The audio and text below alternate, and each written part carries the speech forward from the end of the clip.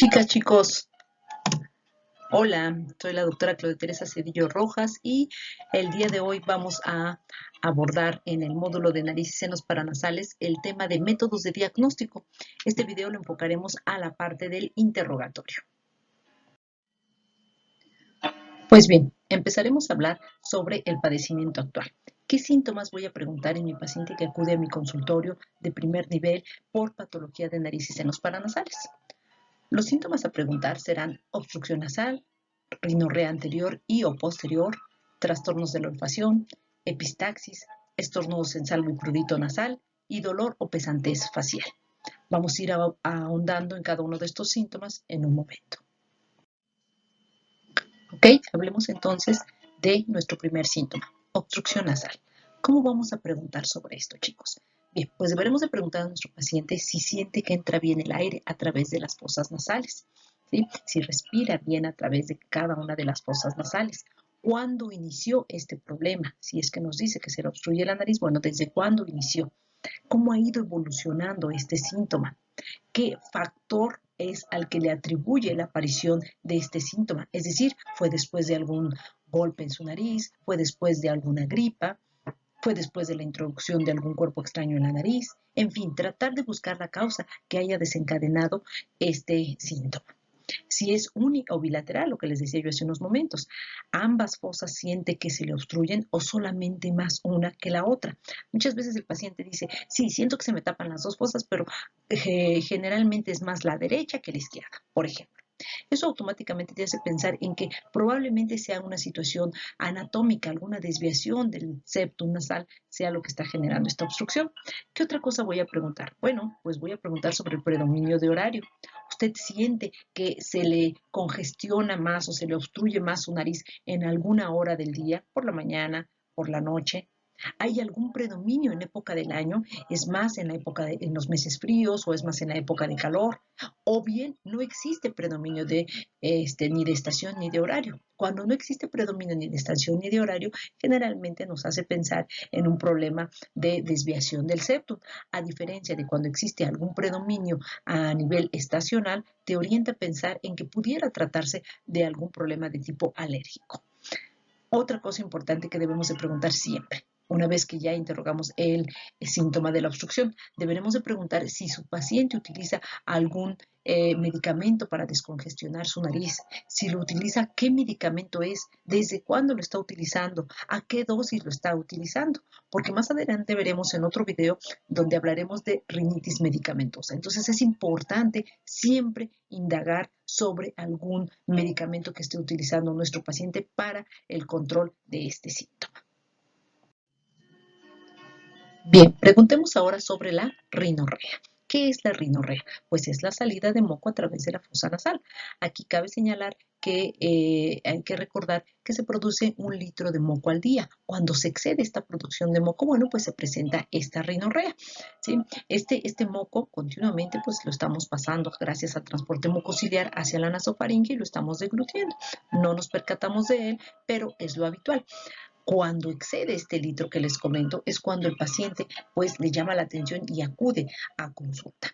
Deberemos entonces de preguntar si ha notado la presencia de moquito que está fluyendo de manera continua, desde cuándo nuevamente vamos a preguntar sobre el inicio de este síntoma, desde cuándo empezó. Si la forma en la que ha ido evolucionando es continua, todo el tiempo le está fluyendo el moquito o tiene periodos intermitentes, de repente fluye, de repente se le quita.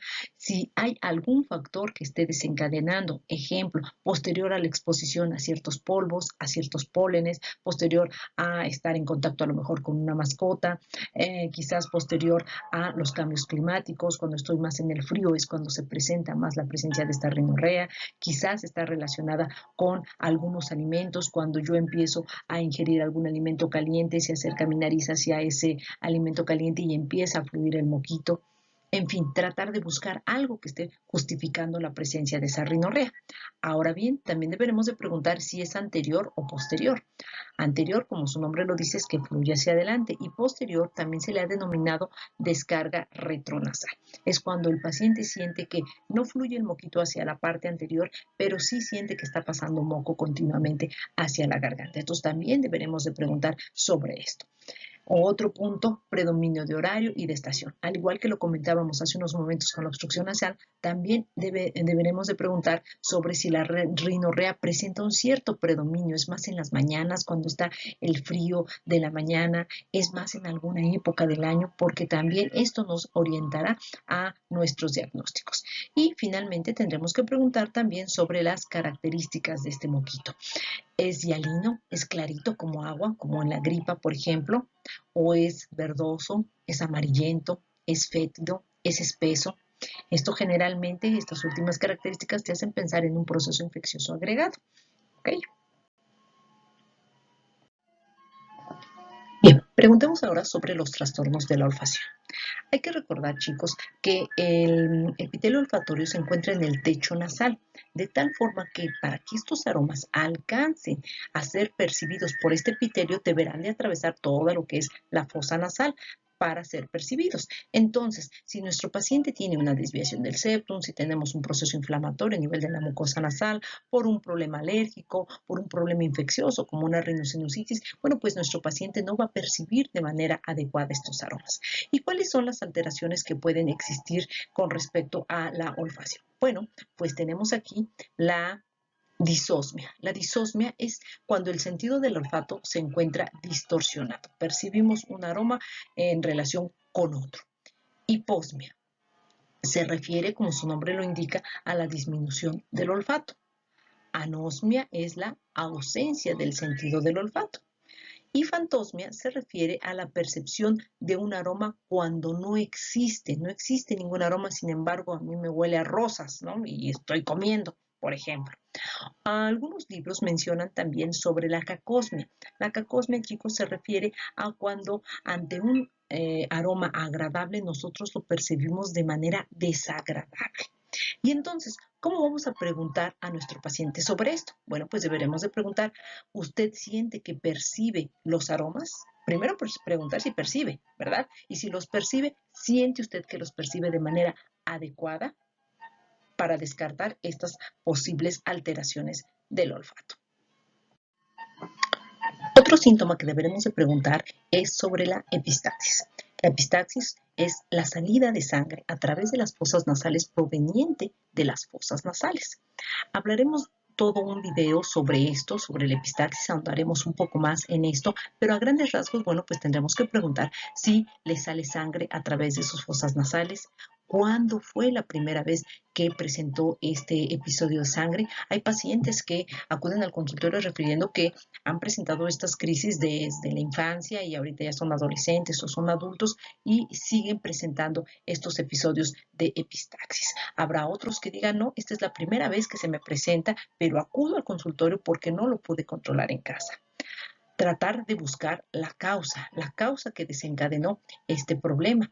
Entonces, fue posterior a algún traumatismo, fue porque usted se suena muy fuerte su nariz, quizás se mete el dedito si es un paciente pediátrico, se toca continuamente su nariz, se rasca su nariz, quizás se metió un cuerpo extraño a la nariz y posterior a esto presentó este sangrado. A lo mejor es portador de alguna enfermedad vascular, de alguna hepatopatía, o quizás es portador de alguna enfermedad renal. Ya ahondaremos más sobre estas causas en el video de epistaxis. Pero bueno, a grandes rasgos tenemos que preguntar sobre esto. La frecuencia, ¿es la primera vez que se presentan estos sangrados o han sido de manera intermitente? Hace unos momentos les decía que a veces el paciente presenta los sangrados desde la infancia y actualmente es adulto y dice, se me ha venido presentando, pues de repente hay una temporada en la que sangro más frecuentemente, de repente pasan años, se me quita y luego otra vez vuelvo a sangrar. Bueno, ¿cómo ha ido evolucionando esta epistaxis? Si es uni o bilateral, siempre sangra la misma fosa o a veces sangra una, luego a veces sangra la otra, ¿cómo se ha presentado estos sangrados? Y si ha utilizado algún método para el control de estos sangrados. Cuando el paciente tiene epistaxis intermitentes, generalmente dice, yo las puedo controlar en casa o a mi hijo se lo he podido controlar en casa sin ningún problema, pero me alarma que esté presentando estos sangrados de manera recurrente. Cuando es un episodio único y el paciente acude a un servicio de urgencias es porque no pudo controlar ese sangrado con los métodos habituales que tenemos en casa y entonces le alarmó esta situación y por eso acude a buscar atención médica. ¿Ok? Otro síntoma que deberemos de preguntar será estornudos en salva y prurito nasal. Los estornudos en salva se refieren a cuando el paciente presenta más de 8 o de 10 estornudos en un mismo momento. ¿Ok? No es durante todo el día, no. Durante todo el día podemos estar estornudando en diferentes ocasiones, pero no. Los estornudos en salva se refiere a que en un mismo momento el paciente está presentando más de 8 o de 10 estornudos al mismo tiempo. ¿Ok? Y prurito nasal, como su nombre lo dice, es la comezón a nivel de la nariz. Generalmente, estos dos síntomas son muy característicos de un paciente con patología de alergia, mismos que retomaremos cuando hablemos en el video de rinitis alérgica. Y también tenemos el dolor o la pesantez facial que deberemos de preguntar a nuestro paciente. ¿Tiene usted la sensación de andar cargando una especie de máscara sobre su cara? ¿Esto por qué ocurre? Bueno, pues porque sabemos que los senos paranasales que se encuentran dentro de los huesos del macizo facial son cavidades aireadas y que cuando estas cavidades en vez de aire se llenan de moco, por ejemplo, por una rinosinusitis, bueno, pues entonces el paciente tiene esta sensación como de traer algo, una máscara pesada sobre su cara, hay ese dolor o esa pesantez facial. Entonces es válido preguntar de esta manera, ¿usted siente la sensación de una pesantez en su cara como si usted trajera una máscara en su cara? Para orientar en su posible diagnóstico de rinosinusitis. Pues bien, chicos, hasta aquí el video de hoy. Con esto terminamos la parte del interrogatorio. Yo los espero en el siguiente video para hablar sobre la exploración física de nariz y senos paranasales. Les agradezco su atención. Si les gustó, denle like y suscríbanse. Hasta la próxima.